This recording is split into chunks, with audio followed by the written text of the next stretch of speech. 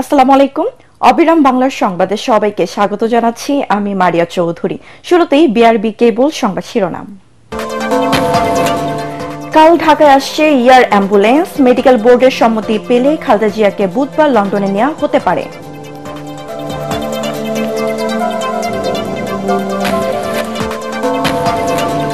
চলতি সপ্তাহে জাতীয় নির্বাচন ও গণভোটের তফসিল ইসি সানাউল্লাহ। 1 ঘন্টা বাড়ল ভোটের সময়, সকাল 7:30 থেকে বিকাল 4:30 পর্যন্ত। প্রচার প্রচারণা শুরু হলো, ভোট নিয়ে এখনো সংখ্যা কাটেনি নারায়ণগঞ্জবাসীর। প্রতিশ্রুতি নয়, এলাকার উন্নয়ন চান শরীয়তপুরের ভোটাররা।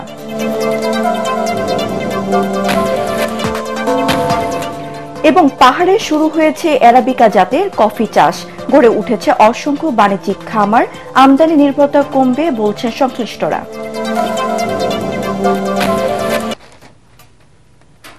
শুনছিলেন বিআরবি কেবল সংবাদ শিরোনাম, এবার জানিয়ে দেব বিস্তৃত সংবাদ।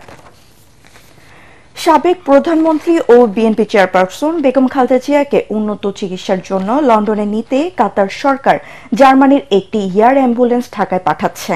এটি 9 ডিসেম্বর মঙ্গলবার ঢাকার হযরত শাহজালাল আন্তর্জাতিক বিমানবন্দরে অবতরণ করবে। বিএনপি চেয়ারপারসনকে নিয়ে 9 অথবা 10 ডিসেম্বর লন্ডনের উদ্দেশ্যে যাত্রা করার কথা রয়েছে। এয়ার অ্যাম্বুলেন্সটির তবে সবকিছুর চিকিৎসকদের সম্মতির উপর নির্ভর করছে বলে বিএনপির পক্ষ থেকে জানানো হয়েছে।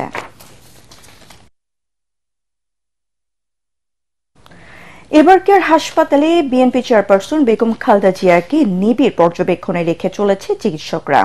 এই মুহূর্তে হাসপাতালের সামনে আছেন সহকর্মী ইমদাদুল্লাহ বাবু। তিনি জানাচ্ছেন খালেদা জিয়ার শারীরিক অবস্থার সবশেষ খবর।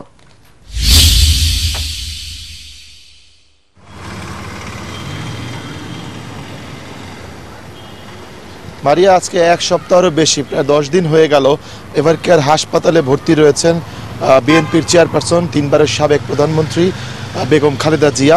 তার চিকিৎসা এই এবারকার হাসপাতালের 7 তলার যে সিসিইউ রয়েছে সেখানে চলছে এবং সেখানে বিভিন্ন সূত্র থেকে আমরা যেটি শুনতে পেয়েছি সেটি হচ্ছে যে তার বেশ কয়েকটি পরীক্ষা করা হয়েছে। বিশেষ করে তার রক্তের নমুনা কালকে সংগ্রহ করা হয়েছে। এর মধ্যে রয়েছে ডায়াবেটিস, কিডনিজনিত সমস্যা এবং হার্টের যে সমস্যাগুলো রয়েছে সেগুলো আসলে পরীক্ষা করেছেন চিকিৎসকরা এবং সেই ফলাফলগুলো এখন পর্যন্ত আসেনি। বিকাল নাগাদ সেই ফলাফলগুলো পাওয়া যাবে এমনটি বিভিন্ন সূত্রে, বিশ্বস্ত সূত্রে আমরা জানতে পারছি। একই সাথে তার হার্টের কিছু চিকিৎসা করা হয়েছে, ইকোকার্ডিওগ্রাম, এর আগে করা হয়েছিল তার কোলোনোস্কোপি। তো সবকিছু মিলিয়ে তার যে রিপোর্টটি রয়েছে সেই রিপোর্ট নিয়ে গতকাল রাতে একবার মেডিকেল বোর্ড বৈঠকে বসেছিলেন। তারা প্রায় দীর্ঘ 2 থেকে 2.5 ঘন্টা তার শারীরিক অবস্থা নিয়ে পর্যবেক্ষণ করেন, রিপোর্টগুলো পড়ে দেখেন এবং সেখানে তাকে কোনো ওষুধ দেওয়া যেতে পারে কিনা বা কোনো ওষুধ কমবে কিনা বা নতুন কোনো ইনজেকশন বা ওষুধ যুক্ত হবে কিনা এইসব নিয়ে আসলে আলোচনা করেছেন। তবে আলোচনার ফলাফল এখন পর্যন্ত দাপ্তরিকভাবে ব্রিফিং করে আমাদেরকে জানানো হয়নি। আমরা যতটুকু শুনতে পারছি যে খালেদা জিয়ার যে শারীরিক অবস্থা রয়েছে সেটি স্থিতিশীল রয়েছে। তার এখন পর্যন্ত সেটির অনেক ভালো উন্নতিও বলা চলছে না, আবার সেটি খুব অবনতির দিকে যাচ্ছে এটিও কিন্তু বলছেন না। তো সব কিছু মিলিয়ে তার শারীরিক অবস্থা বলা চলে যে স্থিতিশীল রয়েছে।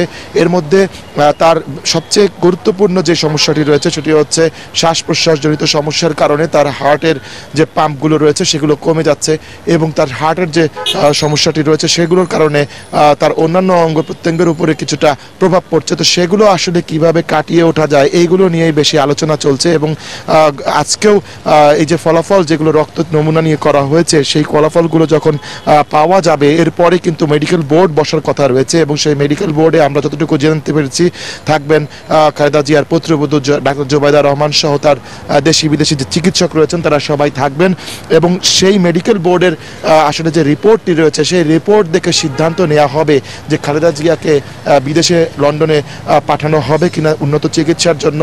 যদিও আজকেই ঢাকায় আগামীকাল মঙ্গলবার ঢাকায় যে এয়ার অ্যাম্বুলেন্সটি রয়েছে জার্মানি থেকে সেটি আসার কথা রয়েছে এবং সেই অ্যাম্বুলেন্সটি 10 তারিখে ঢাকা ত্যাগ করার কথা রয়েছে, এরকম এভিয়েশন সূত্র থেকে আমরা জানতে পারছি এই তথ্যগুলো। তো সেই প্রস্তুতিও কিন্তু রেখেছেন চিকিৎসকরা। এখন এইসব বিষয়ে আসলে সবুজ সংকেত পাওয়া মাত্রই চিকিৎসা বোর্ডের তাকে বিদেশ নেওয়া সম্ভব হবে এমনটি বলছেন বিভিন্ন সূত্র। তো আমরা সেই অপেক্ষায় আছি আসলে তার শারীরিক অবস্থার আপডেট এবং সর্বশেষ তথ্য নিয়ে কোনো ব্রিফিং হবে কিনা। আশা করা হচ্ছে যে দুপুর নাগাদ একটি ব্রিফিং তার চিকিৎসক doctor doctor AZM Zahid Hossain করতে পারেন। তো মারিয়া, এই ছিল এভারকেয়ার হাসপাতালের সামনে থেকে আমার কাছে সব শেষ তথ্য। বাবু, আপনাকে ধন্যবাদ। আমরা পরবর্তীতে আপনার সাথে আবার যোগাযোগ করব। চলতি সপ্তাহের মধ্যেই জাতীয় সংসদ নির্বাচন ও গণভোটের জন্য তফসিল ঘোষণা করা হবে বলে জানিয়েছেন নির্বাচন কমিশনার অবসরপ্রাপ্ত ব্রিগেডিয়ার জেনারেল আবুল ফজল মোহাম্মদ সানাউল্লাহ। নির্বাচন ভবনে কমিশনার বৈঠক শেষে ব্রিফিংয়ে তিনি জানান, ভোট গ্রহণের সময় 1 ঘণ্টা বাড়ানো হয়েছে। নির্বাচনে অংশ নিতে হলে তফসিলের আগেই উপদেষ্টা বা সরকারের যে কোনো দায়িত্ব থেকে পদত্যাগ করতে হবে বলেও জানান কমিশনার সানাউল্লাহ। তিনি আরও জানান, আইন অনুযায়ী নিবন্ধিত রাজনৈতিক দলগুলো ভোটে অংশ নিতে পারবেন। বিস্তারিত জানাচ্ছেন ইয়াসিন রানা। ত্রয়োদশ জাতীয় সংসদ নির্বাচন ও গণভোটের তফসিলের প্রস্তুতি নিয়ে প্রধান নির্বাচন কমিশনার AM নাসির উদ্দিনের সভাপতিত্বে বৈঠকে বসে নির্বাচন কমিশন।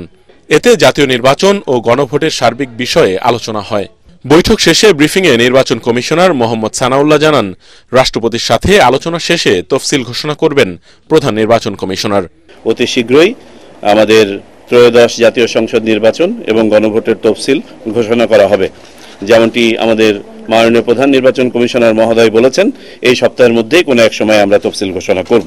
গণভোট ও জাতীয় নির্বাচন একই দিনে আয়োজনের কারণে ভোটের সময় 1 ঘণ্টা বাড়ানোর কথাও জানান তিনি। আমরা ভোটের সময় 1 ঘণ্টা বাড়ানোর সিদ্ধান্ত নিয়েছি, সকালে আধা ঘণ্টা এবং বিকেলে আধা ঘণ্টা। অর্থাৎ এখন ভোট শুরু হবে সকাল 7:30টায় এবং চলবে বিকাল 4:30টা পর্যন্ত। তিনি জানান, সেন্ট্রাল মনিটরিং সেলের মাধ্যমে নির্বাচনে দায়িত্ব পালনকারী সব বাহিনীর মধ্যে সমন্বয় করা হবে। এ সময় আগের রাতে ভোট কেন্দ্রে ব্যালট পেপার পৌঁছালে বিতর্ক সৃষ্টি হবে কিনা সে প্রশ্নেরও জবাব দেন তিনি। আমাদের স্ট্যাটিক ডিপ্লয়মেন্ট থেকে সেন্ট্রাল রিজার্ভ পর্যন্ত সব ধরনের ফোর্সই কাজ করবে এবং যে কেন্দ্রে যে ধরনের ফোর্স ডিপ্লয় করা দরকার সেটা ডিপ্লয় হবে। পাশাপাশি নির্বাচন কমিশনে একটা সেন্ট্রাল মনিটরিং সেল স্থাপিত হবে, যেখানে সব বাহিনী এবং প্রতিষ্ঠানের সংস্থার প্রতিনিধিত্ব থাকবে। নির্বাচন কমিশনার জানান, প্রবাসীদের জন্য সোমবার থেকে পোস্টাল ব্যালট ছাপানো হবে।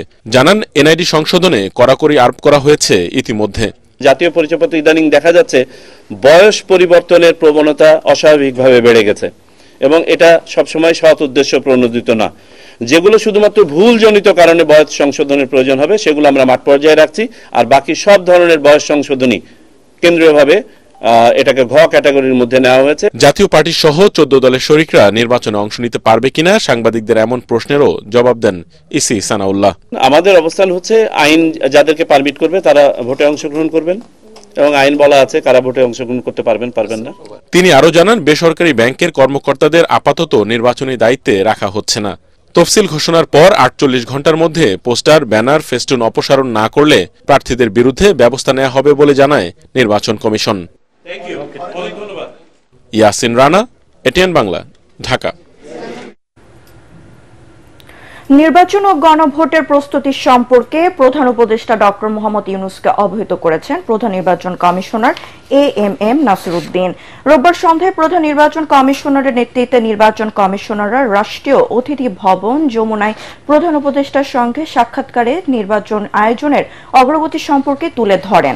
বৈঠকে সিইসি নাসির উদ্দিন জানান, নির্বাচন আয়োজনের ক্ষেত্রে সব ধরনের প্রস্তুতি সঠিক ও সুন্দরভাবে এগোচ্ছে এবং ফেব্রুয়ারি প্রথমার্ধে 1-2 দিনে জাতীয় নির্বাচন ও গণভোট আয়োজনে কমিশন সম্পূর্ণ প্রস্তুত। নির্বাচনের প্রস্তুতকালে ইসিকে পূর্ণ সহযোগিতার জন্য প্রধান উপদেষ্টাকে ধন্যবাদ জানান সিইসি। এই সময় নির্বাচন কমিশনের প্রস্তুতি সন্তোষ জানিয়ে প্রধান উপদেষ্টা বলেন, সুষ্ঠু ও নিরপেক্ষ নির্বাচনের স্বার্থে নির্বাচন কমিশনারকে সব ধরনের সহযোগিতা অব্যাহত রাখবে সরকার। প্রধান উপদেষ্টা বলেন, জাতিকে একটি সুন্দর নির্বাচন দিতে অন্তর্বর্তীকালীন সরকার প্রতিশ্রুতিবদ্ধ।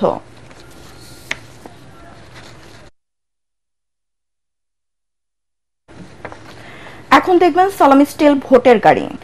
উৎসবমুখর ও শান্তিপূর্ণ পরিবেশে পছন্দের প্রার্থীকে ভোট দিতে অপেক্ষায় আছেন নারায়ণগঞ্জ 2 আসনের বাসিন্দারা। 2500 উপজেলা, 2টি পৌরসভা ও 10টি ইউনিয়ন নিয়ে গঠিত এই আসনের ভোটাররা বলেন, বিগত সরকারের আমলে ভোট দিতে পারেননি তারা, তবে এবারও সংখ্যা এখনো কাটেনি। দলীয় করন্দল বন্ধ না হলে ভোটার উপস্থিতি আশানুরূপ না হওয়ার আশঙ্কা তাদের। নারায়ণগঞ্জ থেকে ফিরে রিপোর্ট করছেন মিজান শাহজাহান। সালামি স্টিল ভোটের গাড়ি নিয়ে আমরা এখন নারায়ণগঞ্জের ২৫০০-এ। উপজেলা সদরে অটোরিকশা দৌড়াতে ঘুরছে না গাড়ির চাকা।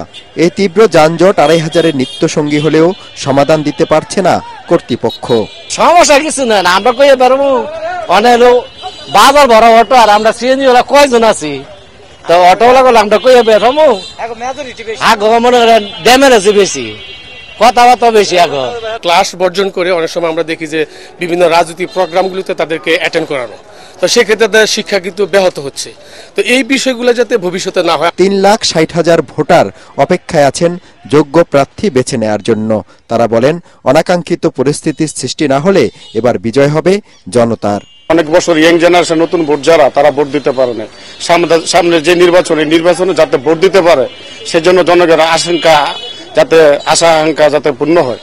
যার ভোট সে যাকে মনে চায় তাকে দিবে, আমার ভোট আমি দেব, যাকে খুশি তাকে দেব। এমন একটা প্রার্থীকে যেন মনোনয়নটা দেওয়া হয় যে প্রার্থী নাকি জনবান্ধব, কর্মী বান্ধব এবং সাধারণ মানুষের আশা আকাঙ্ক্ষা পূরণ করতে পারে। এখানে এরই মধ্যে প্রাথমিকভাবে বিএনপি মনোনয়ন দিয়েছেন দলের কেন্দ্রীয় কমিটির সাংগঠনিক সম্পাদক নজরুল ইসলাম আজাদকে। অন্যদিকে আরেকটি বৃহৎ রাজনৈতিক দল জামাত ইসলামী, বাংলাদেশ জামাত ইসলামী মনোনয়ন দিয়েছেন অধ্যাপক ইলিয়াস মোল্লাকে। নতুন জনপ্রতিনিধির কাছে ভোটারদের চাওয়া বাসাবাড়িতে গ্যাস সংযোগ আর আন্তর্জাতিক মানের চিকিৎসা কেন্দ্র। মিজান শাহজাহান, এটিএন বাংলা, ২৫০০, নারায়ণগঞ্জ। ভাঙাচোরা সড়ক, নদী ভাঙন সহ নানা সমস্যা জর্জরিত শরীয়তপুর জেলার ভোটাররা বলছেন, বিগত সময়ে শুধুই প্রতিশ্রুতি পেয়েছেন তারা, এবার আর কোনো ছাড় নয়। যদিও শরীয়তপুরবাসীর ন্যায্য অধিকার আদায়ের কথা বলছেন আসন্ন জাতীয় নির্বাচনে অংশ নেওয়া বিএনপি ও জামায়াতের প্রার্থীরা। শরীয়তপুর থেকে ফিরে রিপোর্ট করেছেন মনির হোসেন তপু।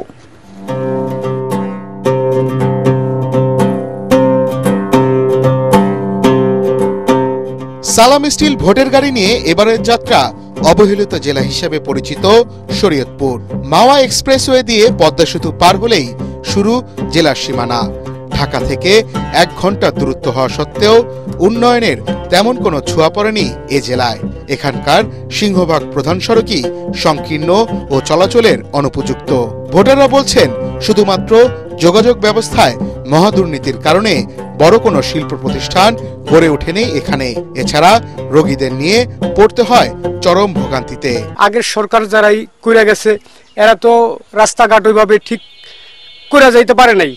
তো এখন আমাদের যদি রাস্তাঘাট ভালো হয়, তাহলে আমাদের কৃষিকাজের লেগেও অনেক উপকার হয়। তবে এত সমস্যার পরও আশার আলো দেখছেন ভোটাররা।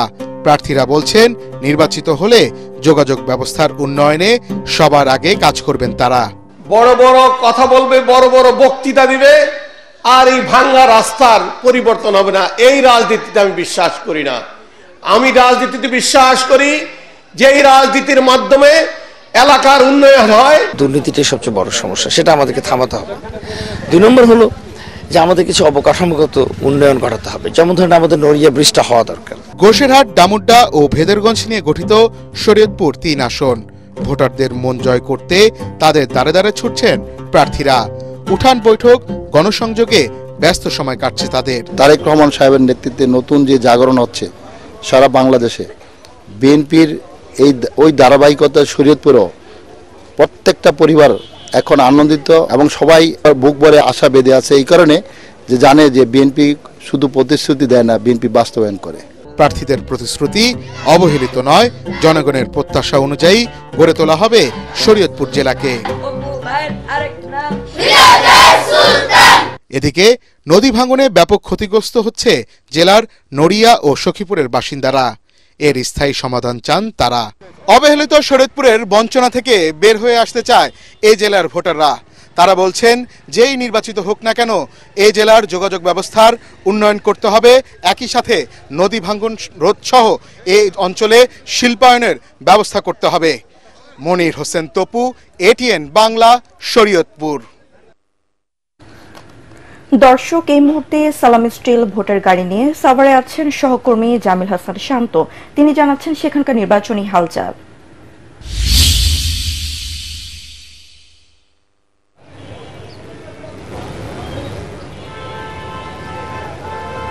মারিয়া, আমরা কিন্তু বর্তমানে অবস্থান করছি সাভারের হেমায়তপুরে তেঁতুলঝরা ইউনিয়নে। এটা মূলত ঢাকা 2 আসনের মধ্যে পড়েছে। এলাকা আমরা সকাল থেকে এসে যেটা দেখতে পেরেছি, এলাকায় কিন্তু ব্যাপকভাবে নির্বাচনের প্রচারণা চলছে। এলাকার সাধারণ মানুষদের সাথে আমরা কথা বলে জানতে পেরেছি তারা কিন্তু নির্বাচন নিয়ে বেশ আগ্রহী। তারা কিন্তু চায় একটি সুষ্ঠু নির্বাচন এবং তারা চায় তাদের যে ভোট দেওয়ার যে অধিকারটি সেটা তারা ফিরে পেতে। এবং এই এলাকার যারা প্রার্থীরা রয়েছেন তারা কিন্তু ব্যাপকভাবে প্রচারণা চালাচ্ছেন। বিভিন্ন মিছিল মিটিং থেকে শুরু করে তারা বিভিন্ন সেমিনার তারা করছেন। এলাকার মানুষদের একটাই প্রত্যাশা, তারা কিন্তু চাচ্ছে এই এলাকার আগামী যে এমপি হবেন তার কাছে সে এই এলাকার সার্বিক উন্নয়নের পাশাপাশি রাস্তাঘাটের উন্নয়নও কিন্তু তারা চাচ্ছে। এলাকার কিছু স্থানীয় মানুষের সাথে আমি এখন কথা বলতে চাই, তারা নির্বাচন নিয়ে কি ভাবছে তাদের মতটা একটু জানতে চাচ্ছি। আগামী নির্বাচন নিয়ে আপনার ভাবনাটা কি? ভাবনা হলো আপনার, আমরা তো 10-15 বছর আগে ভোট দিচ্ছি, এরপর তো ভোট দিন। আমরা চাই বাংলাদেশে একটা সুষ্ঠু নির্বাচন হোক। ভোট হলো আমার গণতন্ত্র অধিকার, আমরা চাই আমাদের ভোট সুষ্ঠুভাবে দিতে। আপনি নির্বাচনে কি ভাবছেন? আমি তো এবার প্রথম ভোটার, আমি চাচ্ছি নির্বাচন সুন্দর হোক, সুস্থ নির্বাচন হোক, এটাই চাচ্ছি। আপনারা তো এলাকায় বেশ বছর ধরে এখানে আছেন, এই এলাকার কি কি উন্নয়ন চাচ্ছেন এবং কেমন একটি নির্বাচন চাচ্ছেন? এখানে ভালো একটা নির্বাচন চাই, সুষ্ঠুভাবে, যে উন্নয়ন করে তাকে আমরা ভোট দেব। এলাকার কি কি উন্নয়ন আপনারা চাচ্ছেন? রাস্তাঘাট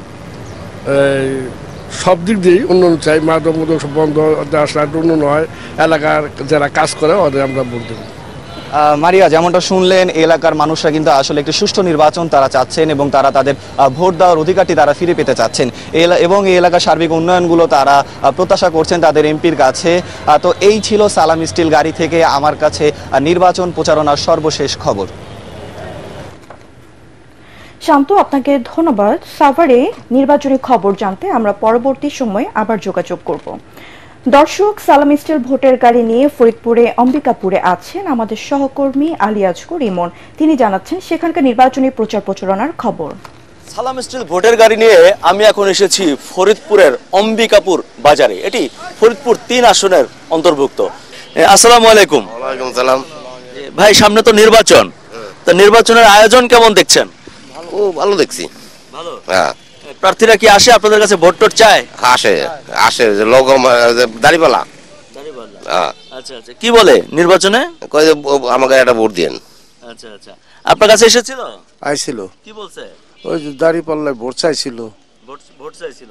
অন্য পার্টি থেকে কেউ আসছিল কাকা আপনাদের কাছে? পার্টিতে আসে নাই, এই জামাতের লোকই আইছিল। আচ্ছা, বিএনপি থেকে কেউ আসে নাই? না, আসে নাই। আচ্ছা আচ্ছা, তা আপনারা কি আশা করছেন যে এবার কি একটা ভালো নির্বাচন হবে? হ্যাঁ, আমি তো মনে করছি যে আল্লাহ নিজের ভোট নিজে দেবো, যাকে খুশি তাকে দেবো। জি, এটাই বড় কথা। এটাই বড় কথা। জি, দর্শক, আপনাদেরকে শোনানোর চেষ্টা করছিলাম যে এখানকার যারা স্থানীয় ভোটার আছে তারা একটা কথা বলছিল যে ভোটের প্রচারণা কিছুটা শুরু হয়েছে এবং এদের কাছে প্রার্থীরা আসা যাওয়া শুরু করেছে এবং ভোট চাইতে শুরু করেছে। শুনছিলাম ফরিদপুর 3 আসনের স্থানীয় ভোটারদের কথা। সালাম স্টিল ভোটের গাড়ি নিয়ে যে কোনো সময় পৌঁছে যাব আপনার শহর কিংবা আপনার এলাকায়। আমাদের সাথে থাকুন। দেশের অ্যারাবিকা জাতের বাড়ি কফি 2 সফলভাবে উদ্ভাবন ও অবমুক্ত করেছে খাগড়াছড়ি পাহাড়ি কৃষি গবেষণা কেন্দ্র। ইতিমধ্যে জেলার বিভিন্ন এলাকায় ছোট বড় অসংখ্য বাগানের পাশাপাশি গড়ে উঠেছে বেশ কয়েকটি বাণিজ্যিক কফি খামার। গবেষণা কেন্দ্রের বিজ্ঞানীরা বলছেন নতুন এ জাত চাষে কৃষকরা লাভবান হবেন। খাগড়াছড়ি থেকে আবু দাউদের পাঠানো রিপোর্ট জানাচ্ছেন আশিকুর রহমান। 3 পার্বত্য জেলায় বাড়ছে কফি চাষাবাদ। বাণিজ্যিকভাবে গড়ে উঠেছে কফি বাগান। সরকারি সহায়তার পাশাপাশি সহজ চাষ পদ্ধতি, কম যত্ন এবং লাভ বেশি হয় পাহাড়ে কফি চাষে আগ্রহ বাড়ছে কৃষকদের। আমি নার্সারি থেকে জ্বালান এনে দিনদুটোকে বাগান করেছি। তারপরে আমি এই বাগানে বেশি না, এখন 2 থেকে 3 বছরের মধ্যে ফল আমার গাছে ফল ধরছে। আজকে প্রায় 2 বছর ভিতরে ফল দেয় আমার এখানে ফল আসছে। কৃষি বিজ্ঞানীরা জানালেন এরই মধ্যে বাড়ি কফি 1 এবং বাড়ি কফি 2 জাত অবমুক্ত করা হয়েছে। বাড়ি কফি 2 হলো উন্নত মানের অ্যারাবিকা জাতের কফি। বিগত কয়েক বছর গবেষণার মাধ্যমে আমরা একটা নতুন জাত উদ্ভাবন করেছি যেটি বাড়ি কফি 2 নামে পরিচিত। কৃষক ভাইদেরকে আমরা পরামর্শ দিব, আপনারা যারা চাষ করবেন তার আগে কিছুটা ছায়া নিশ্চিত করবেন। সরাসরি সূর্যের আলো লাগলে এর ফলন কমে যায়। কৃষি বিভাগ জানিয়েছে পার্বত্য অঞ্চলের মাটি ও জলবায়ু অ্যারাবিকা ও রোবাস্টা উভয় জাতের কফি চাষের জন্য অত্যন্ত উপযোগী। খাগড়াছড়ি জেলায় বর্তমানে 188 হেক্টর জমিতে কফির বাগান গড়ে উঠেছে, যেখান থেকে এবারে যে 0.5 টন করে ফলন আসা শুরু করছে। আমরা আগামী গাছগুলো যত ধীরে ধীরে বড় হবে আমরা ফলন আরো বেশি পাবো। একটি পরিণত কফি গাছ থেকে বছরে 3 থেকে 4 কেজি কফি বিন পাওয়া যায়। বর্তমানে বাজারে প্রতি কেজি কফির দাম 1200 থেকে 1400 টাকা। বাইশা উঠে ব্যুরো রিপোর্ট, এটিএন মানে ভিতরে ইয়া নাই এরকম কি। 1971 সালের আজকের এই দিনে পাক হানাদার বাহিনীর পরাজয়ের মধ্য দিয়ে মুক্ত হয় বরিশাল, ঝালকাঠি ও কুমিল্লা। 1971 সালের 25 এপ্রিল জল, স্থল ও আকাশপথে বরিশাল আক্রমণ করে পাক বাহিনী। এ সময় মুক্তিযোদ্ধা ও নিরীহ মানুষদের হত্যা করে লাশ খালে ফেলে দেয়। তবে ডিসেম্বরে পাকিস্তানি সেনাদের প্রতিহত করতে সব জায়গায় হামলা চালায় মুক্তিযোদ্ধারা। এরই ধারাবাহিকতায় 8 ডিসেম্বর মুক্ত হয় বরিশাল। এদিকে দিবসটি উপলক্ষে বরিশাল জেলা মুক্তিযোদ্ধা সংসদ র্যালি ও আলোচনা সভায় আয়োজন করেছে। এদিনে ঝালকাঠিও হানাদার মুক্ত হয়। 1971 সালের আজকের এই দিনে পাক হানাদার বাহিনী চারদিক থেকে অবরুদ্ধ হয়। দুপুরে মুক্তিযোদ্ধারা চারদিক থেকে থানা ঘেরাও করে রাখে। সন্ধ্যায় মুক্তিযোদ্ধা কমান্ডার সেলিম শাহনিয়াজ থানায় আসে এবং তৎকালীন পুলিশ বাহিনী তাদের কাছে অস্ত্র জমা দিয়ে আত্মসমর্পণ করে। রক্তপাতহীনভাবে ঝালকাঠি হানাদার মুক্ত হয়। ঝালকাঠি হানাদার মুক্ত দিবস উপলক্ষে মুক্তিযোদ্ধাদের বিজয় র্যালি ও আলোচনা সভা কর্মসূচি নেওয়া হয়েছে। এদিনে কুমিল্লা পাক হানাদার বাহিনী থেকে মুক্ত হয়। দীর্ঘ 9 মাসের যুদ্ধ আর নির্যাতনের পরিসমাপ্তি ঘটিয়ে মুক্তিযুদ্ধ ও মিত্রবাহিনী সহ সর্বস্তরের জনগণের উল্লাসে প্রকম্পিত হয়ে ওঠে এই অঞ্চল। লিটারে 6 টাকা বেড়েছে সয়াবিন তেলের দাম। নতুন দাম অনুযায়ী 1 লিটার বোতলজাত সয়াবিন তেলের দাম 195 টাকা নির্ধারণ করা হয়েছে। Bangladesh vegetable oil refiners and Vanaspati manufacturers অ্যাসোসিয়েশনের পক্ষ থেকে এক সংবাদ বিজ্ঞপ্তিতে এই তথ্য জানানো হয়েছে। নতুন দর আজ থেকে কার্যকর করা হয়েছে। বিজ্ঞপ্তিতে বলা হয় 1 লিটার বোতলজাত সয়াবিন তেল খুচরা পর্যায়ে বিক্রি হবে 195 টাকায়, যা আগে সরকার নির্ধারিত মূল্যে 189 টাকা ছিল। পাশাপাশি প্রতি লিটার খোলা সয়াবিন তেল বিক্রি হবে 176 টাকা, যা আগে 170 টাকা ছিল। পাশাপাশি প্রতি লিটার পাম তেলের মূল্য নির্ধারণ করা হয়েছে 166 টাকা। 5 লিটারের বোতলজাত সয়াবিন তেলের মূল্য নির্ধারণ করা হয়েছে 995 টাকা। এবার খেলার খবর।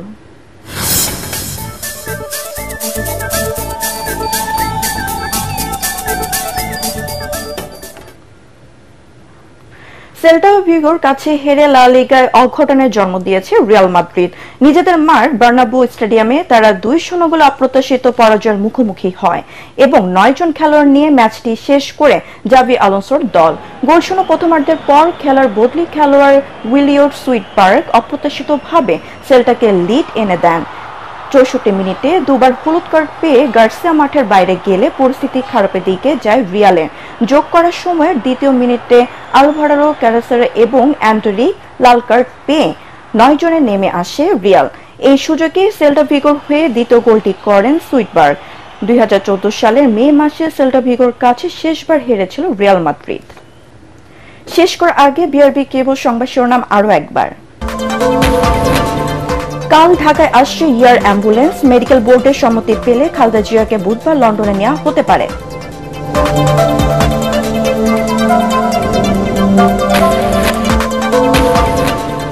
চলতি সপ্তাহে জাতীয় নির্বাচন ও গণভোটের তফসিল ইসি সানাউল্লাহ। 1 ঘন্টা বাড়ল ভোটের সময় সকাল 7:30 থেকে বিকাল 4:30 পর্যন্ত। প্রচার প্রচারণা শুরু হলো, ভোট নিয়ে এখনো সংখ্যা কাটেনি নারায়ণগঞ্জবাসী। প্রতিশ্রুতি নয়, এলাকার উন্নয়ন চান শরীয়তপুরের ভোটাররা।